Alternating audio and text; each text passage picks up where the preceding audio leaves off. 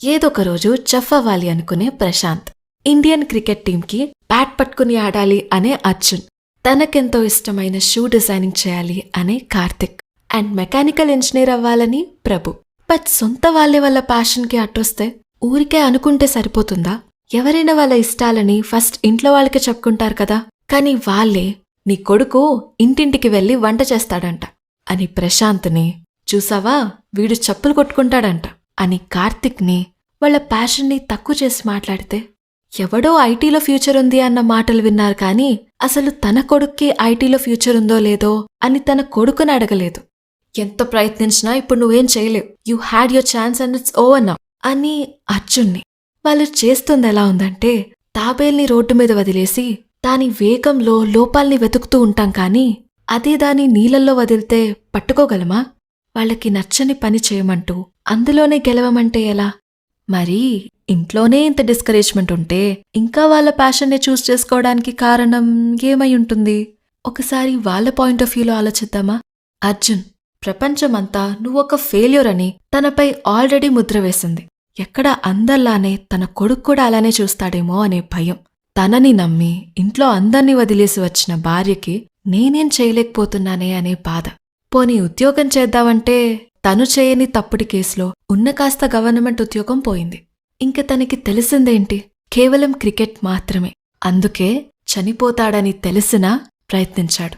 ప్రశాంత్ పేరులో ఉన్న ప్రశాంతత తన జీవితంలో ఉండదు.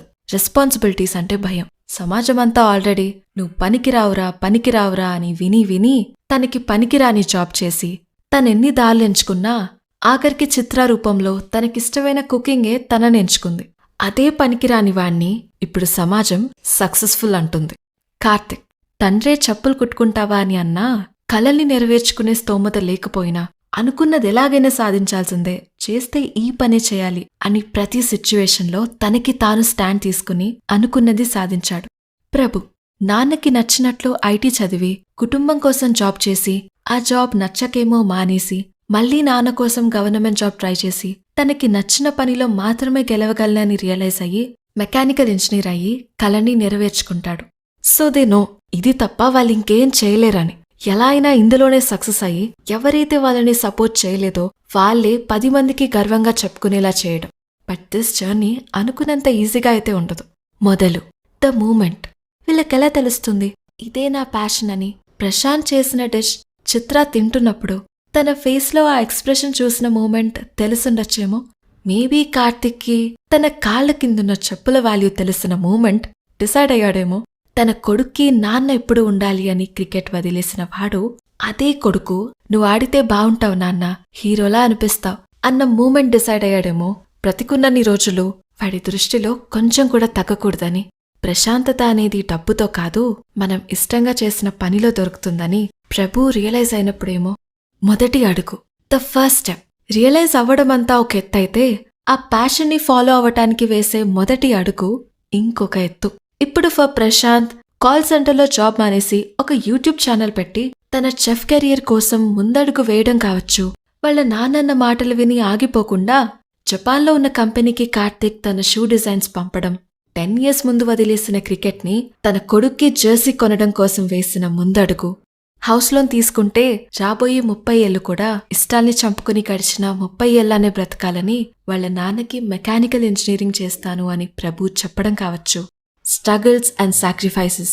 ఒక అడుగైతే ముందుకు వేశారు కానీ 10 అడుగులు వెనక్కిలాగే అడ్డంకులు కూడా వస్తాయి కదా.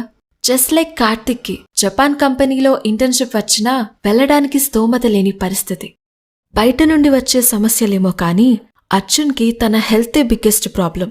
ముందు బ్రతికి ఉండటానికి ఆట ఆపేశాడు, కానీ అలా బ్రతకలేక మళ్లీ మొదలుపెట్టాడు.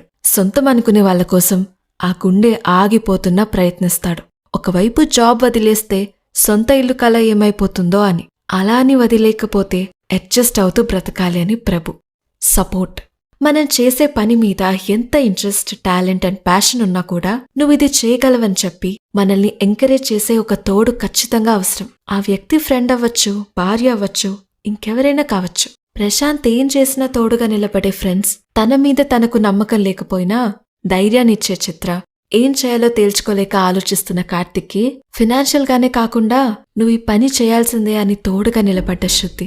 తన స్టూడెంట్ క్రికెట్ వదిలి 10 సంవత్సరాలైనా అర్జున్ మీద ఇంకా అదే నమ్మకంతో ఉన్న కోచ్, సమాజం ఏమంటున్నా భర్త వైపు నిలబడ్డ భార్య, 36 ఏళ్ల వయసులో కెరియర్ మళ్లీ స్టార్ట్ చేసి సక్సెస్ అయినవాడు అర్జున్. దేనికి పనికి రావన్న వాళ్ళతోనే సక్సెస్ఫుల్ ఆంటర్‌ప్రీనియర్ అని అనిపించుకున్నవాడు ప్రశాంత్. చేసే పనిని హేళన చేసినా అదే పనిలో గెలిచి చూపించాడు కార్తిక్. ఫ్యూచర్ లేదు అన్న పనిలోనే గొప్ప ఫ్యూచర్ని బిల్డ్ చేసుకున్న ప్రభు.